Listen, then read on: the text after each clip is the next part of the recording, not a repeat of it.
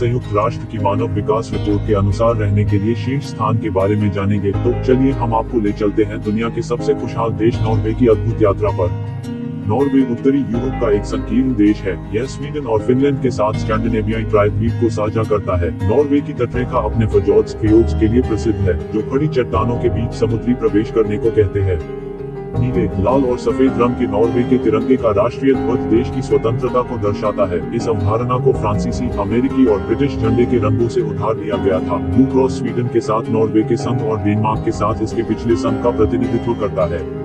Norway की आबादी लगभग 5 मिलियन है और यह ओस्लो और देश के पूर्वी हिस्सों में रहने वाले बहुमत के साथ यूरोप में दूसरा सबसे कम घनी आबादी वाला देश है।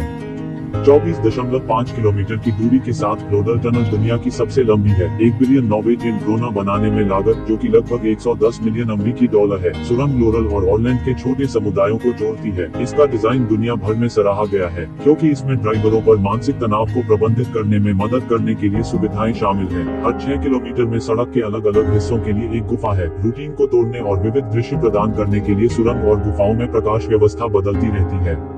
दोस्तों, आपको जानकर हैरानी होगी, नॉर्वे की राजधानी ओस्लो में 1901 से हर साल नोबेल शांति पुरस्कार समारोह का गौरवपूर्ण स्थान रही है। रसायन विज्ञान, साहित्य, भौतिकी और भौतिकी या चिकित्सा में अन्य नोबेल पुरस्कार स्टॉकहोम, स्वीडन में प्रदान किए जाते हैं। यह अल्फ्रेड नोबेल की इच्छा के कारण है, जिन्होंने अपनी मृत्यु पर पुरस्कार बनाने के लिए अपने धन को वसीयत कर दिया था। किसी को भी यकीन नहीं है कि उन्होंने शांति पुरस्कार के लिए नॉर्वे को क्यों चुना। दोस्तों, आपको जान के हैरानी होगी कि नॉर्वे में नरक है। अरे डरिए मत, हेल एक छोटे से गांव का नाम है जहां 1000 लोग रहते हैं। हेल का रेलवे स्टेशन दुनिया के कुछ खूबसूरत स्टेशंस में से एक है। दोस्तों, एक मजेदार जानकारी नॉर्वे के बारे में ये है कि सुशी बिल्कुल एक जापानी आविष्कार है। फिर भी उन्होंने डिश में सैल्मन फिश का उपयोग तब तक नहीं किया जब तक कि यह नॉर्वे के प्रतिनिधिमंडल द्वारा 1980 के दशक में नहीं सुझाया गया था। जापान में नॉर्वेजियन सैल्मन सुशी सबसे लोकप्रिय व्यंजनों में से एक है, खासकर युवा लोगों के बीच।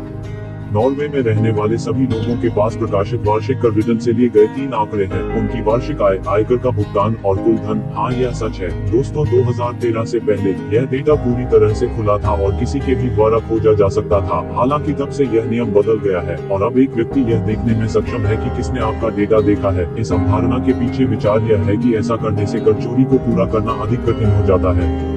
नॉर्वेजियन भाषा के 2 संस्करण हैं। बोकमाल देश के विशाल बहुमत द्वारा उपयोग किया जाती है, जबकि निनोस ग्रामीण क्षेत्रों में अधिक लोकप्रिय है, विशेष रूप से पश्चिमी फोनोर्ड क्षेत्र में।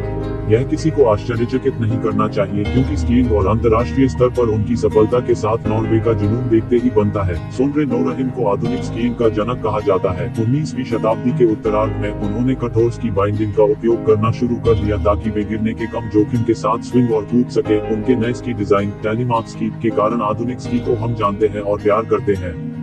नॉर्वे में एक ज्वालामुखी है, लेकिन घबराइए नहीं, यह देश के सबसे बड़े शहरों के पास नहीं है और अगर यह फूटता है तो नॉर्वे की मुख्य भूमि को प्रभावित नहीं करेगा। ऐसा इसलिए है क्योंकि नॉर्वे का एकमात्र सक्रिय ज्वालामुखी नॉर्वेजियन सागर में जान माइक द्वीप पर है। यह नॉर्वे और ग्रीनलैंड, आइसलैंड के उत्तर के बीच लगभग आधे रास्ते पर है और सरकार द्वारा प्रशासनिक उद्देश्यों के लिए स्वालबार्ड के साथ मिलकर माना जाता है। दोस्तों, आपको जानकर हैरानी होगी कि अंग्रेजी भाषा में नॉर्वे सिर्फ देश का नाम है। नॉर्वेजियन में देश को नॉर्वे कहा जाता है। नॉर्वेजियन की कम इस्तेमाल की जाने वाली नाइनॉस किस्म में स्पेलिंग नॉर्व है। वास्तव में देश का पूरा नाम किंगडम ऑफ नॉर्वे है। नॉर्वेजियन में यह नाइनॉस में कोंगेरिकेट नोर्गे या कोंगेरिकेट नोरेग के रूप में लिखा गया है। देश के अन्य नामों में नॉर्वेगियन, जर्मनी, नॉर्वेगा, स्पेनिश और पोर्टुगीज, नॉर्वेजिया, इतालवी, नॉर्वेज, फ्रेंच और नॉर्जा, फिनिश शामिल है। इस बीच नॉर्वे में नॉर्वे भाषा को नॉस के रूप में जाना जाता है।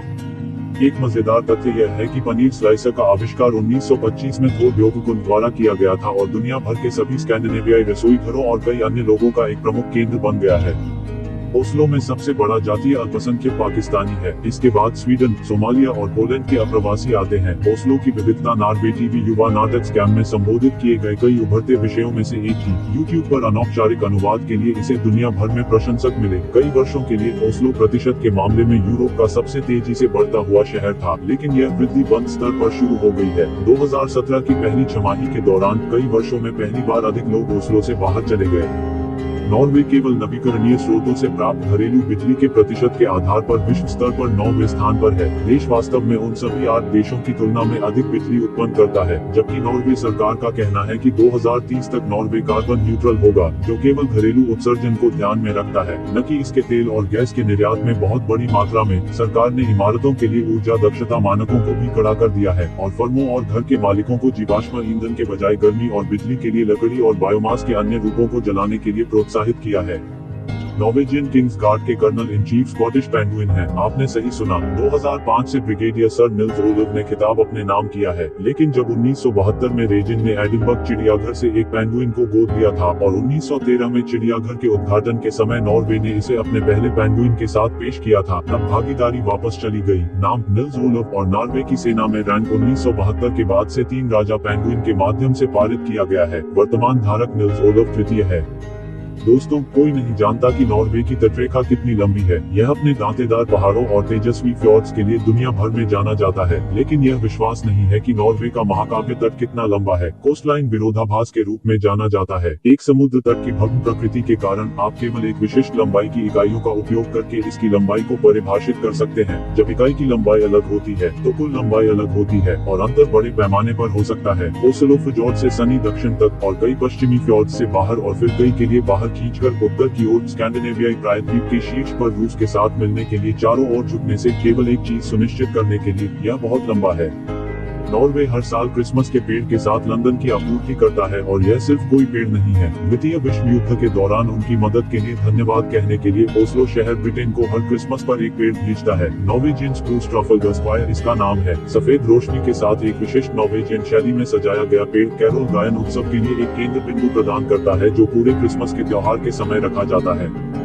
दोस्तों, नॉर्वे की राजधानी को हमेशा ओस्लो नहीं कहा जाता था। 1040 में स्थापित इसका नाम मूल रूप से ओंस्लो या आइटेसेसेलो था। 1624 में एक बड़ी आग ने शहर के बड़े हिस्से को तबाह कर दिया। इसे स्थानांतरित करने और इसे अकर्षा किले के करीब बनाने का निर्णय लिया गया। इस कदम में सत्तारूढ़ सम्राट किंग क्रिश्चियन चतुर्थ के सम्मान में नाम बदलकर क्रिश्चियनिया करना भी शामिल था। 1814 और 1905 के बीच शहर नॉर्वे और स्वीडन के बीच संघ की सह आधिकारिक राजधानी के रूप में मौजूद था। 1877 में वर्तनी सुधार के बाद शहर का नाम बदलकर क्रिस्टियानिया कर दिया गया। यह 1925 तक इस तरह बना रहा, जब यह अपने मूल नाम ओस्लो में लौट आया।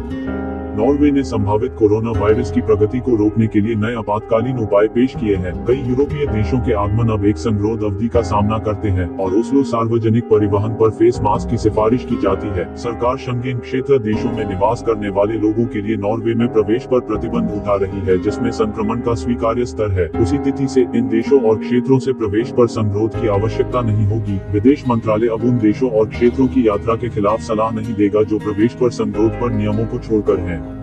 तो दोस्तों, कैसी लगी नॉर्वे से जुड़ी ये रोचक जानकारी? आशा